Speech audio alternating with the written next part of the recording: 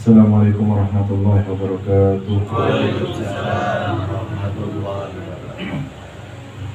Alhamdulillah, wassalatu wassalamu ala rasulillah wa ala alihi wa sahbihi wa man walah, amma ba'd. Alhamdulillah, puji syukur kehadirat Allah Subhanahu wa ta'ala telah mengumpulkan kita dalam majelis yang mulia ini untuk menjalin hubungan baik kita dengan orang-orang saleh yang terdahulu, dengan istiqomah walaupun hanya seminggu sekali untuk membaca wiridnya. Semoga dengan istiqomahnya kita membaca wiridul kabir, hubungan kita terjalin baik dengan Sayyidina Syekh Abu Bakar bin Syarif. Salawat dan salam selalu kita panjatkan kepada imam dunia akhirat kita, Rasulullah SAW, yang seharusnya kita mempunyai cita-cita untuk bisa menjadi pendamping beliau kelak, dengan mengerahkan apa yang menjadi milik kita dari tenaga, uang, harta, bahkan nyawa, supaya kita bisa membahagiakan hati Nabi Muhammad SAW. Dan apa yang kita keluarkan tersebut merupakan salah satu bukti cinta kita kepada Rasulullah SAW, karena maqamul mahabbah adalah maqam yang tidak bisa diraih dengan apapun, karena tingginya derajat tersebut yang tidak dimiliki oleh orang bahkan yang semangat di dalam ibadahnya. Tetapi perlu pembuktian, ya, tapi perlu pembukti. Nah, semoga kita bisa mengorbankan apapun yang kita miliki demi untuk menyatakan cinta kita kepada Rasulullah SAW. Amin Allahumma amin. Tetapi tetap walaupun kita ini mengaku cinta, cinta itu tidak mungkin terbukti kecuali dengan banyaknya amal kita. Karena itu ketika seorang sahabat itu meminta untuk menjadi pendamping Rasul SAW, tetap itu bersyarat bahwa Rasul SAW berkata kepada beliau, ya, wa inni ala nafsika bikathratis sujud. Karena yang namanya sholat ini ibadah komplit. Di sana ada Al-Quran, di sana tasbih, ada takbir, ada doa, ada ini semuanya ibadah komplit. Ya, dan ibadah yang sempurna karena kita dalam keadaan yang sempurna, toharo badan kita, wudhu dan lain sebagainya. Jadi dipaketkan semua dalam ibadah yang komplit yang ada dalam sholat. Oleh karena itu, ya, diminta sama Rasul SAW, kalau kamu memang betul-betul kepingin menjadi pendamping saya, maka bantulah saya untuk bisa menggapaikan cita-citamu tersebut dengan engkau memperbanyak sholat. Oleh karena itu, setiap pagi, setiap hari memulai hari baru, ya, kita membuka mata kita memulai hari baru, kita harus jadid thiyaban iqbali ala ta'ah, memperbaharui niat dan semangat kita untuk taat kepada Allah Subhanahu wa ta'ala, ya, dengan meminta kepada Allah semoga hari ini adalah hari terbaik di dalam Allah memberikan taufiknya kepada kita, sehingga makmur kita, makmur waktu kita sampai kita memejamkan mata untuk istirahat di dalam taat kepada Allah. Diminta itu bangun tidur, ya, diminta ketika tidur, selalu kita berbaharui supaya semangat kita ini seger terus. Paham ya? Bangun tidur memperbaharui niat baru, disegarkan niatnya. Saya hari ini Allah semoga dijaga jangan sampai bermaksiat. Ya Allah hari ini semoga saya semangat di dalam taat kepada Allah. Itu diperbaharui, setiap pagi minta sama Allah supaya hari ini hari terbaik, waktu saya makmur di dalam taat kepada Allah Subhanahu wa ta'ala. Wa'azim ala fi'lil khairat, dan niatkan setiap pagi tersebut memulai hari kita untuk beramal amalan yang baik-baik pada hari tersebut. Fi naharika wa lailika, di siangmu dan di malammu. Fa innal maqta, karena sebetulnya kerugian, ya, dan kecelakaan yang sebenarnya itu fi ta'khir ta'at, di dalam mengakhir-akhirkan yang namanya taat. Terus menjadi nanti kalau ada kosong saya mau ngaji Al-Quran, nanti saya kalau ada lobong saya mau salawat, itu rugi. Ya, buat tatwilil amal, kerugian itu mengakhirkan taat dan memperpanjang angan-angan. Angan-angan tidak mungkin muncul kecuali dengan satu hal yang namanya keinginan. Ada keinginan baru ada angan-angan. Paham ya? Keinginan inilah yang merusak keikhlasan di dalam ibadah kita kepada Allah Subhanahu wa Ta'ala. Hilangkan angan-angan itu ya Allah. Rasul Shallallahu Alaihi Wasallam, beliau memulai paginya setelah beliau sholat 2 rakaat qobliyatul fajr, qobliyatul subuh, ya, sholat 2 rakaat. Belum dipanggil untuk jadi imam di rumahnya, beliau tidur ngadep kiblat. Di sana beliau memulai harinya dengan tafakkur dalam kematian. Begini keadaan posisi saya dalam kuburannya. Mungkin mati sendirian, tidak ada teman, ya. Yang mana-mana kita hanya amal soleh kita dan lain sebagainya. Ketika di sini orang baru merasakan hasil daripada apa yang dia tanam dan dia lakukan dan lain sebagainya, tenggelam dalam lautan tafakkur sampai iqamah sholat. Dibangun iqamah, dipanggil sama Sayyidina Bilal, ya Rasulullah, sholat ya Rasulullah. Sholat, Rasulullah keluar dari rumahnya salah satu istrinya, lalu beliau menghadap kepada makmumnya, memerintahkan untuk meluruskan shaf. Lalu selalu beliau berkata, "Sholli sholatal muwaddi." Sholatlah kalian dengan sholat perpisahan seakan-akannya sholat terakhir yang kalian lakukan dan tidak ada sholat setelah ini lagi. Itu pesan Rasulullah ketika hendak sholat. Setelah beliau tenggelam dalam lautan tafakkur kematian, beliau menjadi imam, disuruh luruskan. Kadang-kadang dalam hadis yang lain itu Rasulullah yamsahu manakibana, ya, diusap pundak-pundak kami ini supaya lurus sampai kencang. Ya. Lalu kalau sudah ada lowong sedikit, la tada'ul furujat li syaitan, kata Rasulullah SAW. Jangan biarkan ada lowong yang setan bisa main-main dalam kelowongan soft kalian itu, kata Rasulullah SAW. Sampai saya melihat, wallahi saya melihat kalau ada celah di dalam soft kalian itu, saya melihat setan masuk di sana dan bentuk dia itu seperti kambing hitam yang kecil yang berasal dari Yaman, kata Rasulullah SAW. Ada namanya bonam kecil. Ada kambing kecil yang berasal dari Yaman, kepalanya hitam itu, seakan-akan bentuknya hampir disamakan seperti itu dengan Rasul. Jadi kelihatan ketika ada lubang itu, setan itu masuk ke sana. Dan ini dikatakan oleh hadisnya Rasulullah SAW. Tapi Rasul tidak membiarkan dalam kesempitan luar biasa. Makanya ada yang mengatur layinu liman qaddamakum aw akharakum dalam salat. Layinu maksudnya berlemah lembutlah kalian. Kalau ada orang yang ngatur shaf lalu minta ke belakang karena terlalu sempit sudah depannya.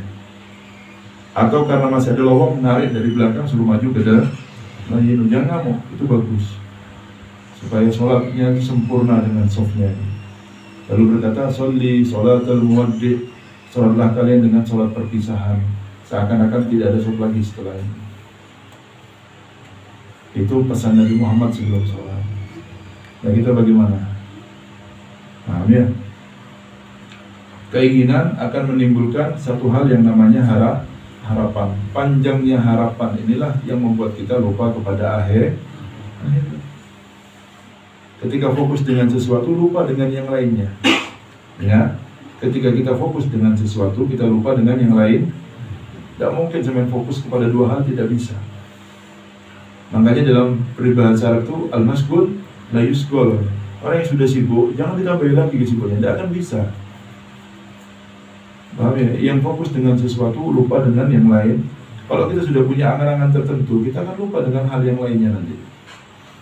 Paham ya? Makanya fokuskan kehidupan kita ini untuk akhirat. Lalu bagaimana dunia? Dunia bukan dilarang untuk bekerja, sampean, Pak. Bukan, jangan salah paham. Sampai kerja oleh enak. Tapi angan-angannya di akhir.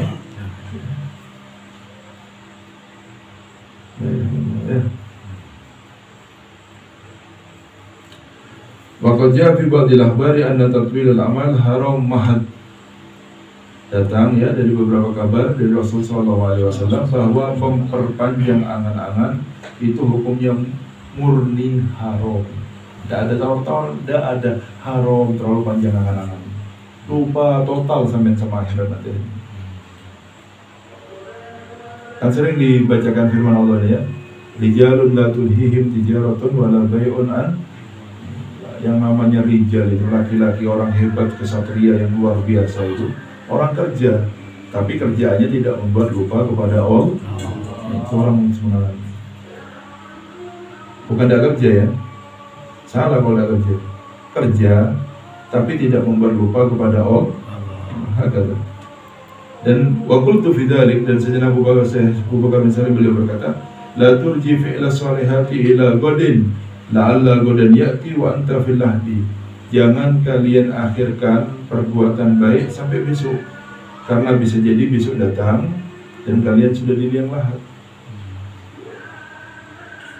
Sakit sebentar, ada ulama dikasih 2 hari 3 hari selesai sampai finish sudah. Kayaknya aman, sekarang badan sehat, tidak ada apa-apa, sedang sehat. Dikasih sakit malam, tahu-tahu jerit 1 hari 2 hari lagi finish selesai. Mau apa sampai? Kayaknya tidak mungkin apanya? Tidak ada yang tidak mungkin. Ya. Tabla idhamaka fiturabi wa tubtala bitan'imir ruhi aw adabi bihufratin. Tulang kalian semua nanti akan hancur, ya, di bawah tanah. Di sana kalian akan merasakan hasil dengan kenikmatan yang dirasakan oleh ruh kalian, atau azab yang akan kalian rasakan. Semua sesuai dengan apa yang kita kerjakan.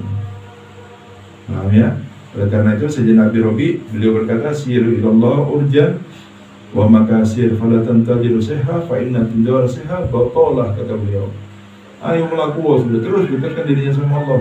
Urjan dalam keadaan pincang, wa makasir dalam keadaan tulang patah-patah pun seperti apa. Saya ini sudah terus melaku sudah, jangan banyak ngeluh, apalagi sampai protes dengan ketentuannya Allah. Sampai dikatakan satu hal yang membuat amal kalian hangus dari balik, sampai kalian mengucapkan itu apa? Tidak diterimanya kalian dengan keputusan Allah. Hangus. Kenapa ya Allah? Kok kenapa? Bukan hanya antum bilang kenapa. Bukan hanya gitu. Jadi Buddha itu tidak punya hak apa-apa bahkan atas dirinya, mau dijual bebas. Paham ya? Wala tantadiru sehat, jangan ngomong nanti kalau sehat, sekarang sakit, sekarang masih sibuk. Jangan ngomong seperti itu. Fa'in dan tidur sehat wa ta'ala. Sakit nanti kalau sembuh saya akan bilang, kalau sembuh lo, kalau mati sebelum sembuh.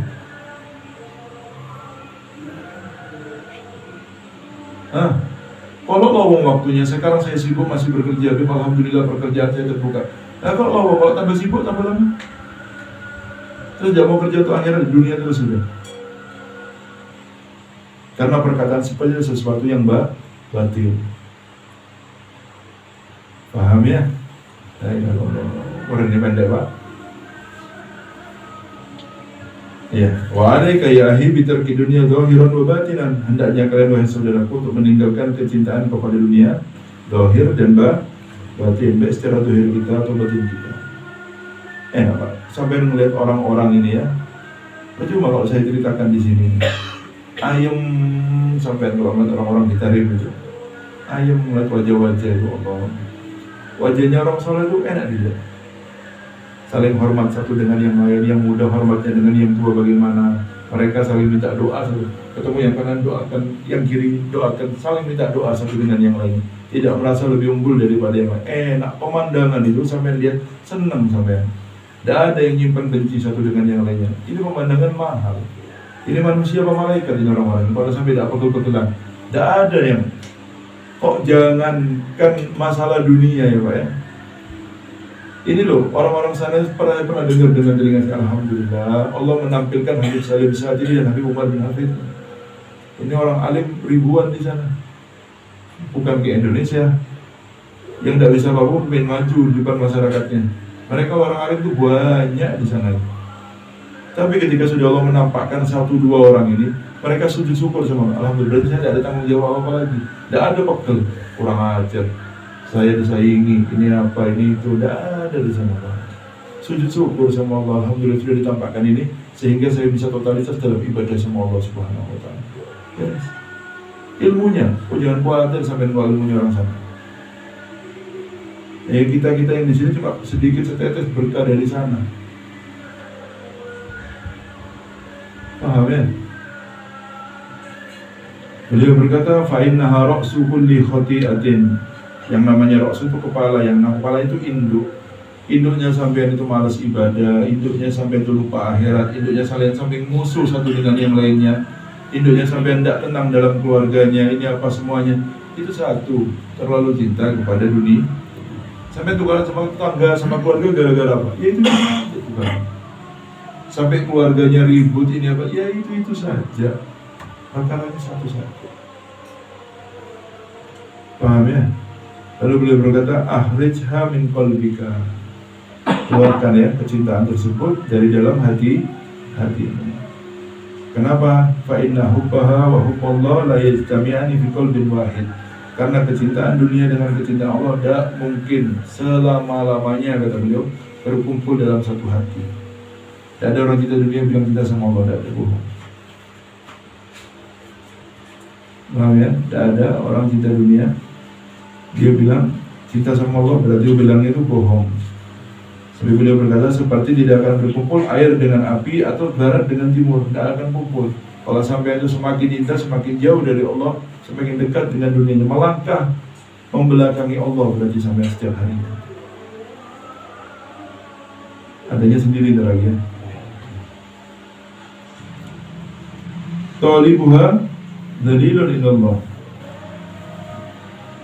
Pencarinya, pencintanya dunia itu hina di mata Allah. Kenapa? Allah ini cemburu, Pak. Saya ini kok kayak tidak punya harga, kok lebih senang sama makhluk saya daripada sama saya. Gimana ada cemburu? Nilai saya ini apa di mata kamu, wahai hambaku, kok sampai kau lebih milih dia daripada saya? Paham tidak? Ada anak sampean lebih sayang sama orang tuanya, tetangga daripada sama sampean sebagai bapaknya. Sampean perasaan apa enggak? Loh, saya orang tuanya kok. Kok kau lebih senang sama sana? Saya ngasih makan kau, yang melihara kau dari kecil, yang menghidupi kau semuanya. Begitu Allah. Loh, dunia ini kok kau pilih, kok tak pilih saya? Makanya dalil indallah. Hina orang yang terlalu cinta sama perasaan, Pak, yang ciptakan kita ini, yang mau sudah nyiapkan surga, kita lebih senang ke neraka. Gimana ada perasaan? Loh, kau ini saya ciptakan untuk ikuti ini orang paling mulia supaya kau ikut mulia, Nabi Muhammad SAW. Tugas Nabi Muhammad itu untuk menerangkan satu hal. Salah satu dari 3 perkara itu yang kewajiban seorang Nabi menyampaikan kepada umatnya untuk memindahkan kita min diki dunya ila si'atil akhirah, dari sempitnya dunia kepada luasnya akhirat. Kadang-kadang kita ini minta derajat yang tinggi di sisi Allah, yang kita belum sampai kepada amal kita ini, tidak mungkin menyampaikan kita ke sana. Nabi Allah Musa itu pernah seperti ini. Jalan ngelihat salah satu dari kaumnya soleh, Pak, orang soleh, orang ahli ibadah, mati dicabik-cabik sama harimau. Bingung Nabi Allah Musa ini. Loh, kok orang ini baik, orang ahli ibadah? Tanya sama Allah, ya Allah, kok dicabik-cabik sama harimau ini? Kenapa ini? Orang ini baik, saya tahu persis dia ini orang soleh. Dibilang, ya Musa, dia minta satu makom yang sangat tinggi yang dia tidak bisa capai dengan amalnya. Makanya saya sampaikan dengan cara seperti ini. Makanya sampean jangan hayal makom tinggi-tinggi. Kalau amalnya sampean tidak ngimbangi, akhirnya sampean dikasih soro, nanti ngeluh gara-gara soronya. Ada beberapa orang ini ngomong kayak gini, ngomong seperti ini, ya Allah, puji saya ya Allah, saya kepingin derajat yang tinggi.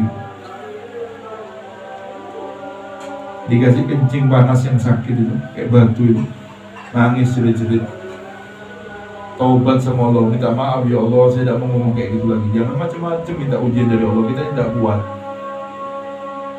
Sabar kita ini sedikit.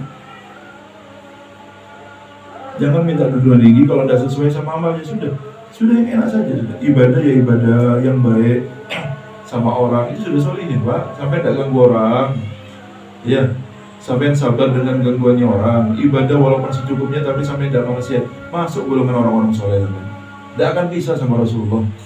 Sabar dengan keadaan sulit, susah, sakit, terus menang, tidak pernah ngeluh apa-apa, sampai masuk dalam golongan orang-orang soleh. Kalau seperti ini modelnya, tidak ganggu orang dan sabar ketika diganggu orang. Tidak pernah ngeluh dengan keadaan, ibadah walaupun sedikit, tetapi tidak pernah maksiat sama Allah Subhanahu Wa Taala, masuk dalam golongan orang-orang soleh.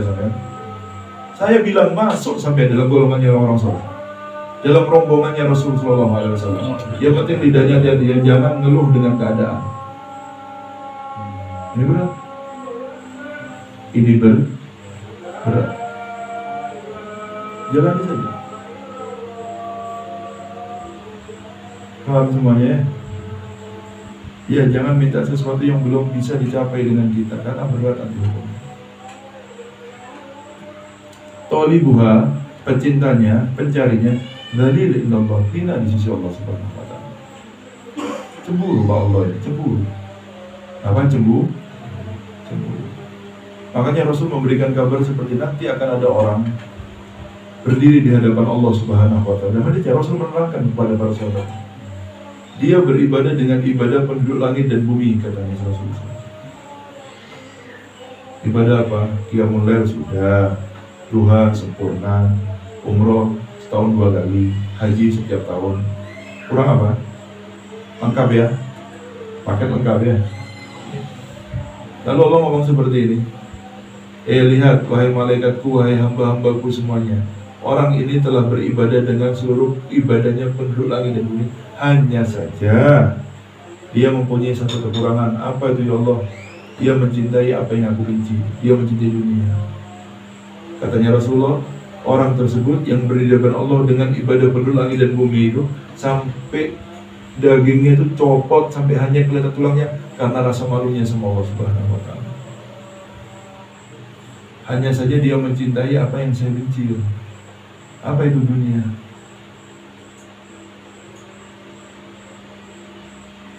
Paham ya? Ini diciptakan makhluknya Allah dunia ini. Kapan sampai jadi Tuhan kita, sampai kita mengabdikan diri kita kepada dunia? Sama-sama makhluk seperti ini. Sampai dikasih tahu, ikutin cuma ujian saja di dunia ini, jangan terlena. Waktu kalian terbatas. Akan ada waktu kita semua pindah semuanya nanti. Yang baik sama orang, yang baik sama keluarganya. Paham ya? Jangan ganggu orang yang sabar ketika diganggu. Ibadah seadanya, yang penting jangan maksiat. Cukup Pak, cukup. Saya bilang cukup, sampai tidak perlu ngoyo ibadah sampai wiritan ribuan, tidak perlu.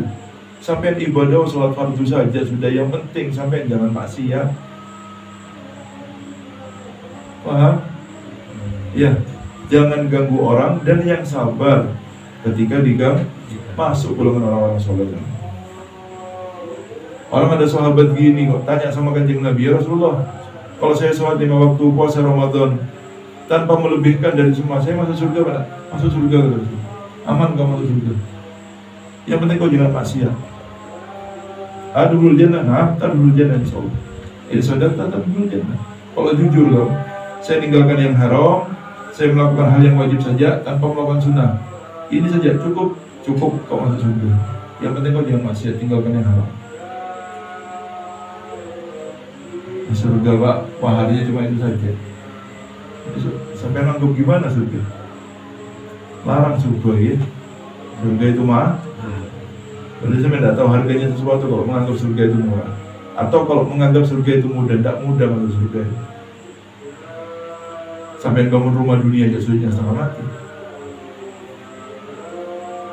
Paham? Sesusah apapun sampean, susahnya cuma umurnya 70 tahun, 60 tahun. Andainya sampean susah dari lahir sampai mati. Paham ya? Umur susahnya sampean cuma 60 tahun. Seandainya sampean susah dari baru lahir sampai umur sampai 60 tahun. Tapi di akhirat sampean kalau susah mau lari kemana sampean? Mau rekreasi kemana? Mau curhat sama siapa? Mau cari hiburan di mana biar hilang sumpahnya? Terus biarkan sumpah-sumpah sedikit. Sumpahnya, hamunnya, kata Rasul, sumpahnya umatku itu dihapus dosanya sama Allah. Allahumma shalli ala Muhammad. Kurang enak. Tidaklah terkena duri atau kesumpakan masalah sampai dia kepikiran sakit kepala, itu dosanya diampuni sama Allah. Itu kabar dari Rasul sallallahu alaihi wasallam. Paham ya? La ilaha illallah. Talibuha dalilun indallah wa indal khalqi, dan dari makhluk. Sampai itu tidak akan dimusuh kalau tidak ganggu dunianya orang. Aman sampai. Tapi kalau sampai masuk, ya jangan salahkan kalau saling rebutan nanti. Ada permusuhan nanti dia.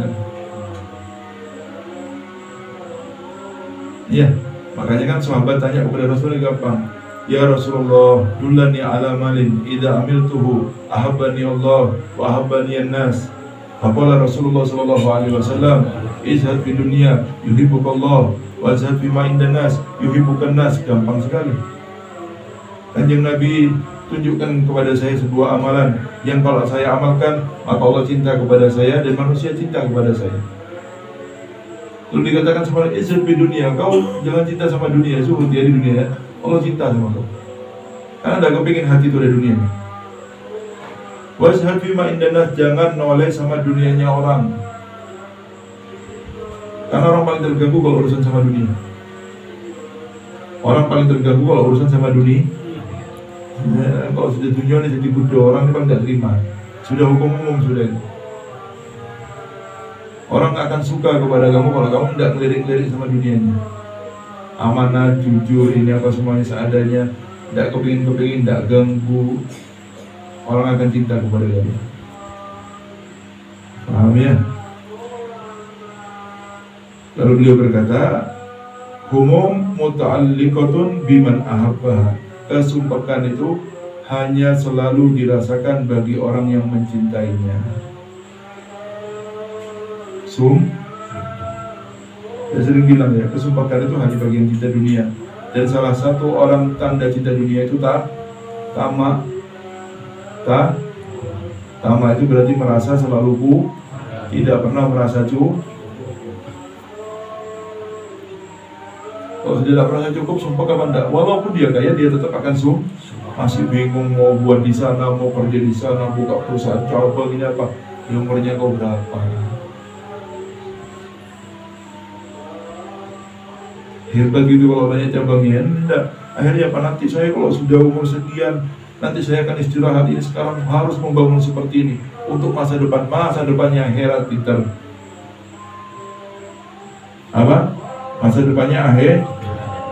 Demi masa depan yang cerah saya sekarang membangun, biar anak saya yang merasakan, aduh panjang lebar. Anaknya kau ada rezekinya sendiri. Anaknya kau ada rezekinya sendiri.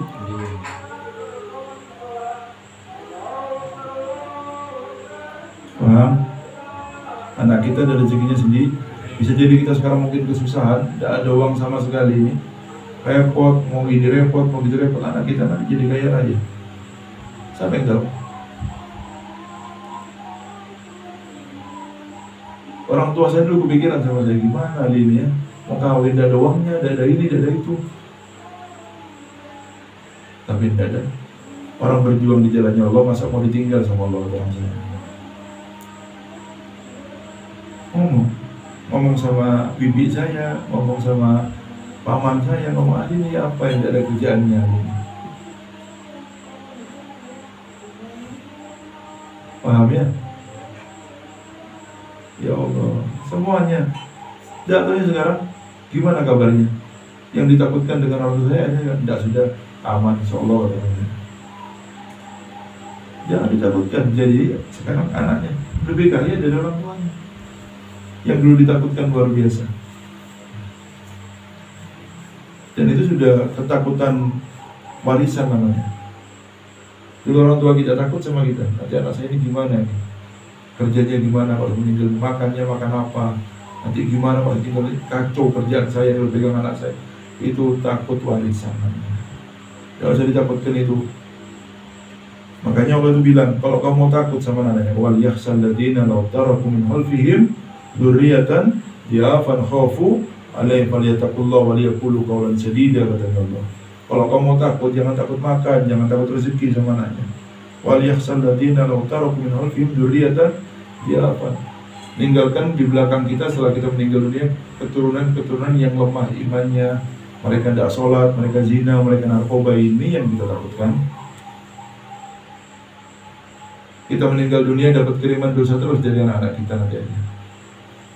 Khaufu alaihim, takutlah kalian dengan keturunan yang seperti ini. Jangan takut masalah dunianya.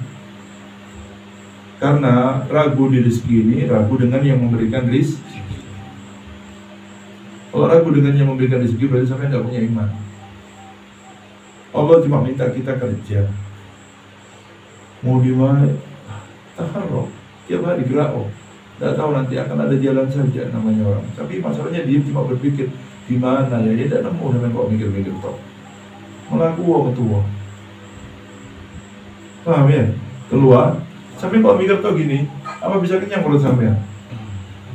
Ya makan harus baru kan.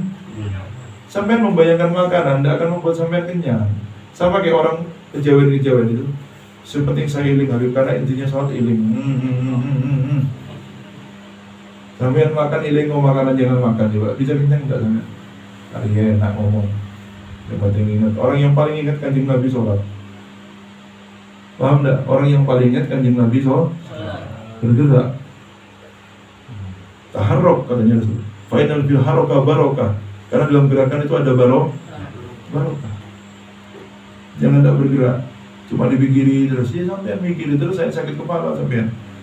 Gerak keliling ada saja jalannya nanti.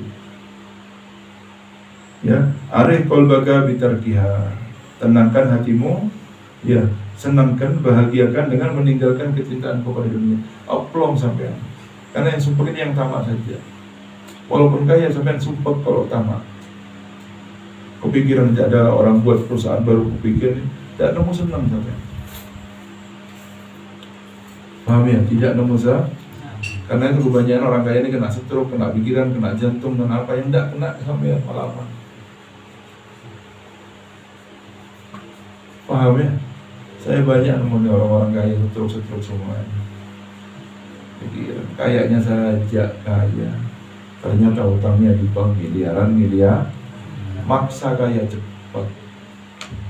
Tidak sabar dengan yang namanya miskin. Akhirnya dia pinjam uang miliar, diputer-puter, sumpah setiap hari. Kalau sudah setiap bulan mau bayar bunganya kapok.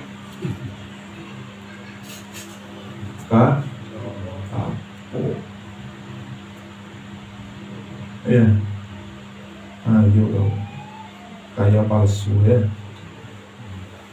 Fa inna zuhda fi dunya yurihul qalba. Karena zuhud di dunia ini menenangkan hati. Plong sampean, ya Allah, plong. Saya ada 2 cerita terakhir ini.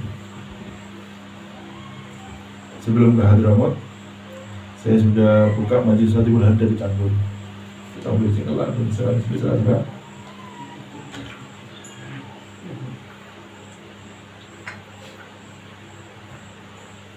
Buka majelis Satib bersama cucunya Habib Soleh.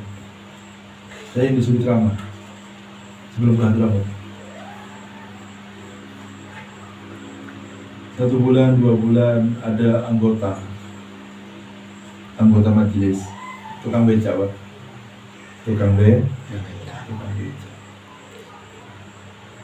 Dapat 2 bulan saya naik becaknya. Istri saya belanja, cerita sama dia. Alhamdulillah, saya ikut rakib ini. Biasanya saya 1 hari dapat 25.000. Sekarang saya 1 jam, 2 jam dapat 25.000. Saya pulang dan istirahat sudah di rumah. Istirahat di rumah. Ini tidak mau ya.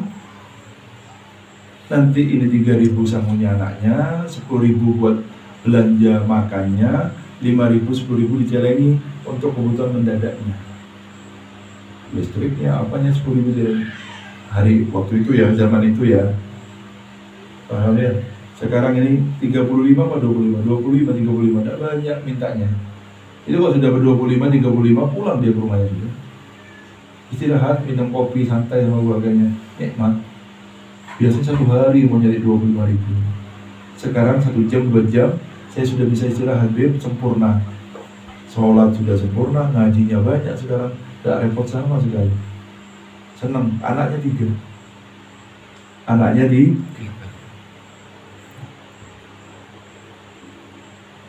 Nah, beberapa hari sebelumnya ada teman saya kerja jadi pegawai gajinya kala itu 4,5 juta. Kala itu ya, pegawai negeri zaman itu. Kalau sekarang kan sudah agak naikan sedikit.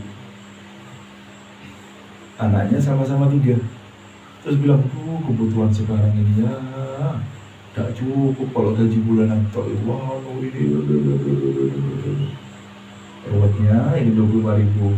Bilang alhamdulillah bisa istirahat enak, sembahyang sempurna, ngaji Quran banyak, anaknya sama-sama 3, sama-sama sekolah semua. Ini 4,5 juta, bilang nggak cukup kebutuhannya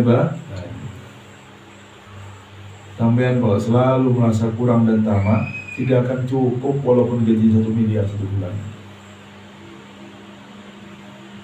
Ada orang kaya di dunia itu, akhirnya anaknya sekarang ditangkap di penjara, narkoba, apa semuanya, uangnya habis semuanya. Saya datang ke desa pelosok, saya ini dari Hadramaut, namanya Wadi Ahmad. Bahasanya kalau di sini tuh bikin desa, saya dari Tarim tuh perlu jalan sampai 6 jam naik mobil lewat padang pasir ke kampung saya, kakek saya. Di tengah perjalanan saya itu ke Wadi Ahmad ada kilang minyak besar, minyak bumi, kilang minyak. Heran saya, tengah padang pasir tidak ada manusia, ada kilang minyak, ini gimana? Terus saya, punya siapa? Punya Fulan, saya tahu namanya, kalau saya sebutkan kan Giba namanya. Punya Fulan, orang Indonesia yang punya. Di Yaman punya kilang minyak, gimana teman? Di Indonesia sudah terkenal orang kaya, di Yaman masih pulang kilang minyaknya di seluruh dunia saja. Tapi kehidupannya tidak enak sebenarnya, anaknya narkoba, ini apa ini, mantunya selingkuh, ini apa, hancur dunianya semua. Buat apa kayak? Enak mana suatu tukang becak? Hah? Mana yang enak hidupnya? Lah. Tapi kalau di pandangan orang yang tamak, apa itu cuma cerita fiktif. Kayaknya saja enak, katanya siapa Pak? Enak Pak. Kalau sampai jadi orang yang enak, artinya ayam enak yang tinggal di rumah sama sampai. Bayangkan rumah tidak pernah sholat berjamaah, bayangkan rumah tidak pernah ngaji Al-Quran di dalamnya, bayangkan rumah tidak pernah baca Ratul Haddatsnya. Gimana keadaan rumahnya? Nanti anaknya perempuan sudah gadis keluar pakai anduk saja, tidak ada aurat-auratan, tidak ada apa, hancur keluarga. Keluarga macam apa ini? Bapaknya jalan kato-antok keluar tidak pakai apa-apa, ada anaknya perempuan sudah besar-besar. Ini keluarga macam apa seperti ini? Tidak ada agama. Tanda-tanda dia orang beragama tidak ada sama sekali. Yang punya malu. Saya ini sama anak saya laki saja malu. Paham ya? Tanya sama adik saya yang laki-laki, saya pernah enggak keluar enggak pakai baju ketemu adik laki-laki saya, bukan adik perempuan, adik laki. Enggak akan pernah. Kalau sampai enggak punya malu ini gimana? Anak sendiri itu. Itu anak sendiri katanya. Sampai ya melihat orang sendiri saja enggak boleh. Kecuali darurat. Apalagi sama anak perempuan sudah gadis, apalagi anak gadisnya keluar tanpa keluar kelihatan auratnya. Apa bapak sendiri ngawur sampai yang berarti. Anak saya sendiri kan tidak apa-apa kalau anak mahrum, seperti kepalanya. Paham hati-hati ya. Kita ini Islam berarti kita siap istislam. Kita ini siap terikat dengan hukumnya Allah yang diajarkan oleh Nabi Muhammad. Kita harus siap terikat dengan hukumnya Rasulullah. Itu namanya orang Muslim. Kalau sampai mau karapnya sendiri, jangan ikut agama Islam. Agamanya akalnya sampai sendiri saja. Kalau sampai bilang orang Muslim, sampai harus terikat dengan hukumnya Nabi Muhammad. Baru namanya orang Muslim. Paham ya? Jangan karapnya sendiri, sudah diatur sama Nabi Muhammad, jangan buat aturan sendiri. Jangan karapnya sendiri jadi orang. Dan semoga jadi yang bermanfaat ya. Semakin baik keadaan kita, semakin baik yakin kita, semakin besar ridho kita, semakin besar syukur kita, barokah keturunan kita, menjadi sholihin sholehat mereka semuanya. Dan semoga kumpul dunia akhirat kita semua di surga Allah Subhanahu wa taala. Hadini al-Fatihah.